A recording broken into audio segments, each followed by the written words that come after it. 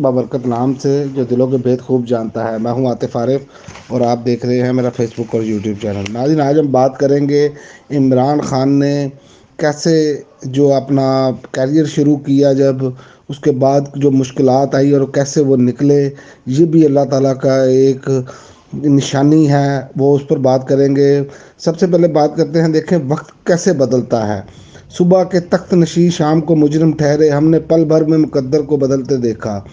आप देखें कि 1992 में किसी के गुमान में भी नहीं था कि पाकिस्तान की टीम वर्ल्ड कप जीत पाएगी, लेकिन इमरान खान का ये कहना था कि वर्ल्ड कप हम जीत कर जाएंगे क्योंकि मैंने शौकत खानम बनाना है। ये था एतमाद अल्लाह की ज़ात पर और अपनी मेहनत पर। फिर क्या ये किसी के गुमान में था इस टीम का कप्तान जो दुनिया का एक हीरो माना जाता है वज़ीर आज़म बन जाएगा? जबकि उन्हें आप देखें कि हर हवाले से जब वो सियासत में आए उनका मजाक उड़ाया गया, क्योंकि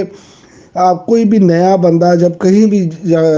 जाता है तो हमारे माशरे में एक ये मसाइल है कि हम उसको ऊपर नहीं आने देते बल्कि उसका मजाक उड़ाते हैं। लेकिन आप देखें कि इमरान खान फिर वज़ीर आज़म बन गए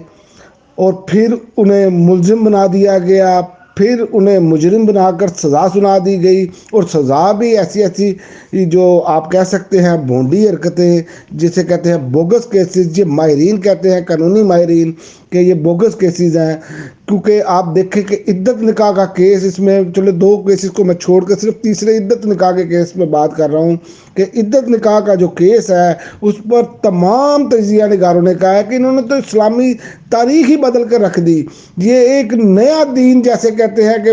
नाफिज कर दे। ना कुरान में ऐसी कोई मिसाल मिलती है, ना हदीस में कोई मिसाल मिलती है, ना किसी फ़िक़ा में ऐसी कोई मिसाल मिलती है। यानी कि हर हवाले से इमरान खान की किरदार कशी मकसद है और इमरान खान की किरदार कशी की गई। लेकिन इमरान खान जब सियासत में आए तो उन्हें इतनी नाकामियाँ देखनी पड़ी कि जिसका कोई हिसाब नहीं है।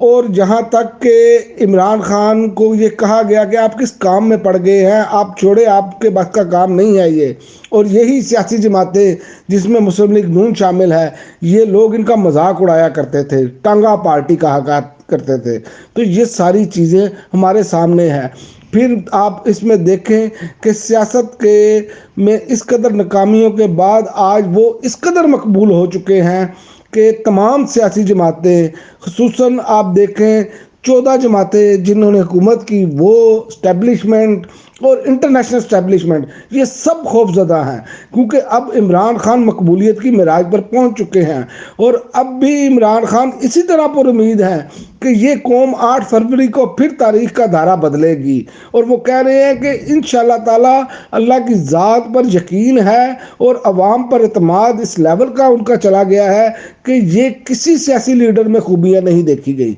क्योंकि आप देखें किसी भी सियासी लीडर को आप देखें पाकिस्तान की तारीख में, तो उसमें दोनों नहीं, वो या तो वो सिर्फ अपने आप पर एतमाद करता है, वो कहता है कि जनाब मेरे साथ फलां है। लेकिन इमरान खान का अल्लाह ताला की ज़ात पर और इस अवाम पर इतना ज़्यादा एतमाद है कि जो सहाफ़ी मिले उनको, वो कहते हैं वो इतने पुरुमीद हैं कि हमने इस तरह कभी नहीं देखा। और वो उनको जब सजाएं सुनाई गई वो मुस्कुराते रहे, क्योंकि यकीन का लेवल इस हद तक जा चुका है कि आप इसे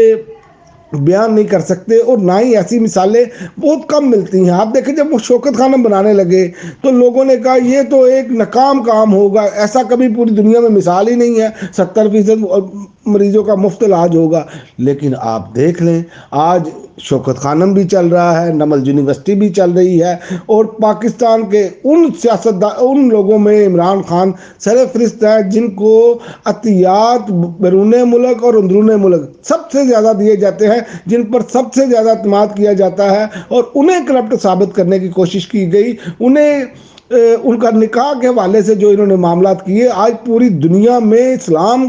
के पर ये एक इन्होंने वार किया है, क्योंकि ये ऐसी कोई मिसाल नहीं मिलती, किसी फ़िक़्र में नहीं मिलती। और ख़वातीन का एहतराम तो इस्लाम में वैसे ही बहुत ضروری ہے، لیکن آپ دیکھیں کہ ایک وہ خاتون جو اس ٹائم باپردہ ہے، اور یہ اصل میں اوریا مقبول جان صاحب نے بھی بات کی کہ یہ اس لیے کیا گیا کہ مغرب کو بہت تکلیف تھی،